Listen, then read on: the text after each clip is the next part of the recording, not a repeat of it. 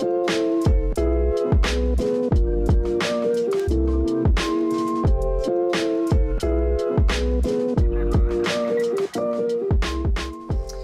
this episode of On the Bridge, I'm chatting with Callie Cooper, owner and founder of WellCrew. Hi, Callie. Hi, Alicia. Thank you for coming in and seeing us. Me. So I was just saying that your business is so interesting because it's sort of right at the centre of the trendiest topic in super yachts right now.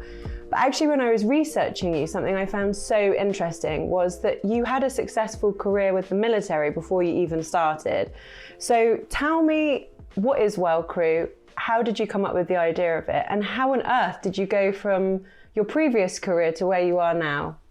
So I established WellCrew to optimise the health and performance of crew members. So I've got a strong background in health, in performance, in nutrition, mental well-being. And it really was rooted, even back from 23 years ago when I left school, I loved psychology and sport. So I just kind of followed my passion, and then life experiences and my own challenges with health. I had an autoimmune disease. Gosh. So I was in and out of hospital once a week and having different treatments and different medications, and nothing was working. So that's when I started to look at my own health, and I studied nutrition and then advanced diet supplementation. So it's really been an ongoing journey. Yeah. Fast forward to that, I took part in a charity challenge. So it was a winter endurance challenge where I climbed the height of Everest on skis. So that doesn't sound fun. it was hard. Yes, it was very hard, but it was the best thing I've ever done. So, and that kind of just led me again to the path that I was on. Physically, I was in the best shape of my life. Yeah. Nutritionally, I was fueling my body with everything it needed, but there was something missing. I didn't feel whole. So then I looked into different areas of my life, emotional, spiritual areas that I needed to nurture. So I studied coaching and NLP, neuro-linguistic programming. And then that led me to kind of progress into working with teams and performing. Obviously, I put together the only women's team on the event. So, and we had to perform in a very unique environment, extreme environment that was led by the military. So that's how I formed my connections with the military. And then 6 years ago, I got introduced into the yachting industry. I found it absolutely fascinating. And it was just the conversations that I was having with crew, with captains, with yachting management, and hearing the challenges. That's when it just kind of all clicked, that all my experience, all my knowledge, all my training, I've actually found an industry that this could work. Yeah. You do need high performing teams. Mm-hmm. It is quite extreme, the long hours, the demands, and all the events that I was going to, I was hearing the challenges, crew retention, mental health, but yet I wasn't hearing any solutions at that time. So, and that's where WellCrew was born. Since you've launched WellCrew six or so years ago, and obviously you've been working in the industry, what sort of feedback have you received from maybe captains and yacht managing teams, and also the crew that you're working with? The feedback has been amazing, and I think it speaks volumes in the results that we're having, especially with crew staying together, being loyal to the yacht. And I think it's an industry. Also, what feeds into it, my eldest daughter wants to join the industry. So, and I was looking at that. So obviously that's close to my heart, that this is an industry that she could, get to travel the world. She could meet really interesting people, and then have that care that these elite sports athletes and these, military personnel are having to grow professionally and personally. So just hearing the feedback that I was getting the crew, it was making me even more excited that actually, I support my daughter into going into this industry, because it really is, an incredible industry. And I think the more that owners and the more that captains are embracing these, the optimization, health and performance package that I offer, these crew, they're learning so much about themselves, their mindset, their behavioural styles. They are optimising their health. They're getting the latest technologies that, the elite sports teams and the military personnel are using. So to leave, and even when I look forward when Ava wants to leave the industry, knowing that she's gained the life skills, you know, how to manage stress, how to build resilience, understanding her own mindset. Yeah, come out with more sort of developmental awareness than she had when she went in. Yeah, Absolutely. I mean, I think even when you're employing staff not on board a yacht, that's something that's so important, right? Yes. Because every member of staff, whatever level they are, wants to feel valued and that the company's investing in them. And I think historically, a lot of crew go on, the idea of working on a boat is so romantic and glamorous. And it can be if you're on a great boat with a great owner and a great captain. But I think it is also really hard. And I think you have to have quite thick skin, don't you? Absolutely, yes. And I guess then if you're not in a position where you're getting supported the way that you feel you need to be supported, then actually it can have quite a negative effect on your confidence or your mental health or anything like that. Yes, exactly. And I think that's why, you know, I love what I'm doing. I love working in the industry, because that feedback that I am getting, that crew are feeling supported, you know, the yachts that take on these packages and these services, that they're having that support. So they're getting to enjoy their job more. Yeah. They're getting more fulfillment. But do you feel from the people who are booking your services, I guess you do work maybe directly with some crew, but the people who are employing your services for teams on a super yacht, I guess there's a pressure you have to get results, right? Because if I were a captain and I was bringing someone like you in, I'd be saying, right, this crew need to mesh better. We need to form better systems of teamwork, whatever. And then you have to go away and wave a magic wand to get a result, because otherwise you're not going to get employed again. So is that quite high pressured, because you're going into the sort of a bit of unknown?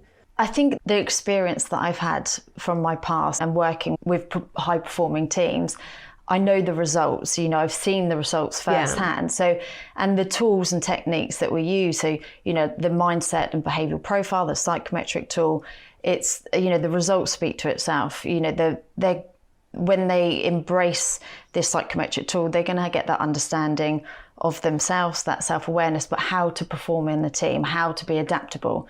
You know, that's why the military do use this psychometric tool. That's why the elite sports teams do use it. So I've seen the results. So you have confidence. So I have confidence and it works. And then obviously, you know, it's still amazing to hear when I speak to crew afterwards and they're performing better, they're understanding each other, even communication has improved. And they're staying on the yachts for longer. I think that's the biggest results that I know. Definitely, that's a huge thing. That they're staying together. So how, as an expert in your field, how do you see the future of sort of well-being in super yachts looking in the next few years? I believe that the future in the industry is, you know, like I said, that health, performance, it's going to become forefront. That's what they're, you know, the captains and owners, and they're going to be prioritising that because they know that they're going to get the best out of their crew that they can. So, and to describe, you know, the health and performance optimization package that I offer.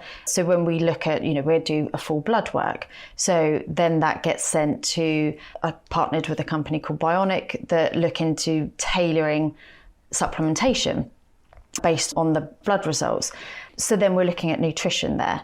And that's another aspect that's really important. Hugely important. And even, you know, this season, the crew members that I've been speaking to, the challenges that they're facing is that they haven't got those options on board. You know, the chef is preparing them the food and they're having it, and it's sometimes not nutritionally dense. It's not what their body's needing.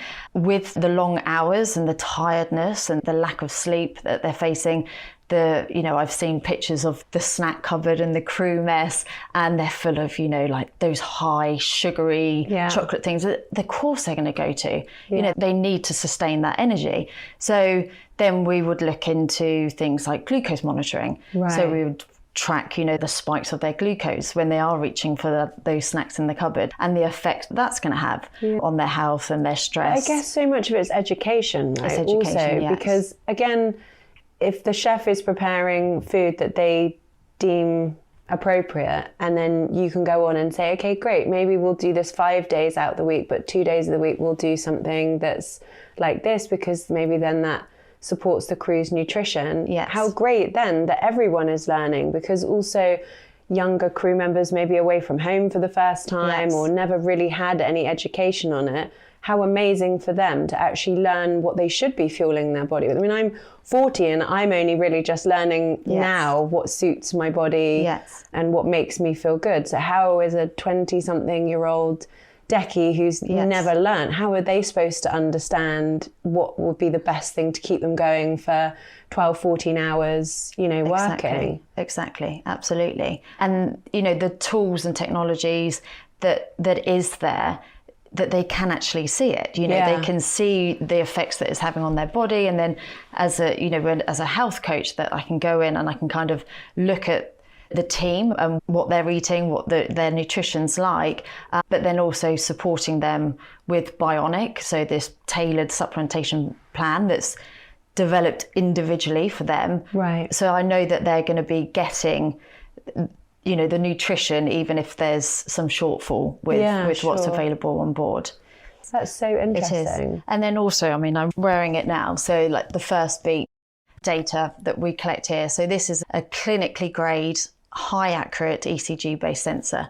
Right. So this is going to provide the crew, but also for me to work with the crew. So we're going to be looking at... So what information would you get from that? So it's all the physiological metrics. So we're going to be looking at stress. We're going to be looking at balance. Which can be high, recovery. I don't Exactly. And, you know, there's a certain amount of stress that everyone knows. I mean, I know when I look at my data after this, I'm sure that the stress level is going to be high. But it's good stress, you know, it's what makes you perform. Of course. So, but it's just giving us that picture of, and I can actually get the data of the whole crew. Right, that's as a whole, interesting. which is, you know, when you're looking at a team, that's quite amazing to see actually what that yacht, everything that's going on board, the stress, the lack of recovery, the sleep. So we can look at all of that data. And again, it's personalised. So, and that's what, everything that I'm doing, that's what I love, because it is very personalised to each person. Yeah. When we look at the glucose monitoring,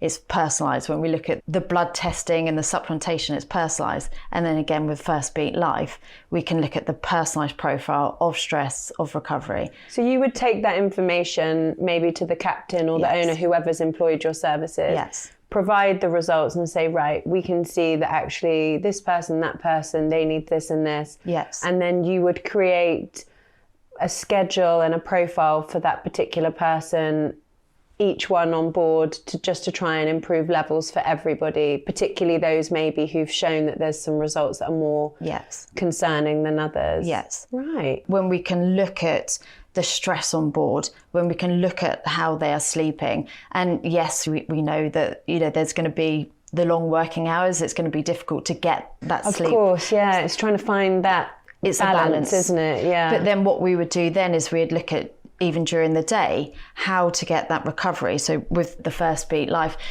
what gets sent to me is a graph. So we can look at, it's basically spikes. So there's green spikes, which is the recovery, and you would hope that at bedtime you would have the all green, but that's not obviously the case, you know, if the alarms are going off and or someone's on watch and things like this. So then what we'd look at is during the day is how to incorporate some of those green spikes during the day, some of that recovery during the day. Okay, so on a basic level, what would you say are the most important elements for achieving the best mental well-being and health on board? And I'm interested especially to talk about combining physical well-being and mental well-being. Physical and mental well-being, they're both as important as each other. And again, using the technology, we can look at what works best. So in terms of even physical health, what could work best with that crew and how to implement areas and times that they can use that physical health.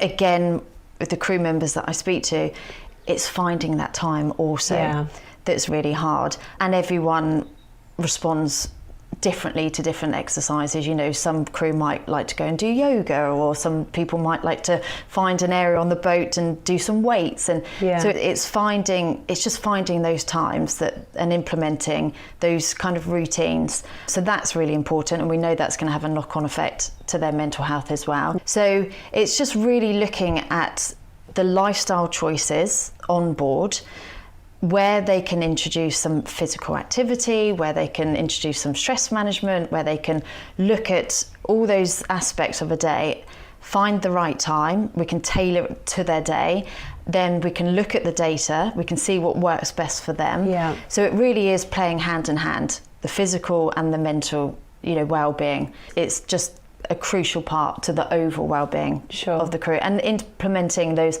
holistic approaches as well. Yeah. So what other tools and technology have you been using, or are you thinking of using in the future, or have used in the past, that you've seen really good results? So we've got the psychometric tool. So we've got the mindset and behavioural styles that we look into, the unique performance preferences. That's going to help with that awareness. That's going to help with being adaptable in challenging circumstances. So when you say it will help with awareness, you mean sort of a psychometric test, as in you sit down and you work out personality types and things like that? Yeah. So where this is very different from any other psychometric tool that, and actually I've used in the past, it does look into the mindset. And as we know, mindset drives behaviour. Yeah. So having that understanding of your natural preference to your mindset, it's just from a performance, especially sports psychology point of view, it really is an incredible tool. So we know the strengths, weaknesses, areas where you need to take care of, also how to get the best out of you, so you can share that with your crew members. So there's a page in the profile called the Wriggle Room page, and that's, even in terms of relationships off board, a lot of my crew members share it with their partners, and like, this is how to get the best out of me. Yeah. So, and we know that relationships, off board are very important to the impact on what goes on board as well. So, and then we look at how to build resilience, how to utilise energy, to recycle that energy, the problem solving, decision making. There's so much in-depth knowledge that you're going to gain from this. So that's, in terms of all the tools, that's the first one that I start with everybody. With everybody. Because that gives you an overview of the person, how they like to learn, be treated, how they're motivated, that sort of thing. Yeah, absolutely. So that's the first key area. So then we will look at the first beat life. So we'll get the physiological metrics. We'll look at the personal profile of stress and recovery from that individual. That's another key aspect to the programme. Then the glucose monitoring. So that's the nutritional side that's taken care of. Having the supplementation, again, that's going to support their nutrition. So as you know, WellCrew, I like to have the data, I like to look at the evidence and provide the solution to the problems that the industry is having. Another aspect that I've been coming across over the years is seasickness.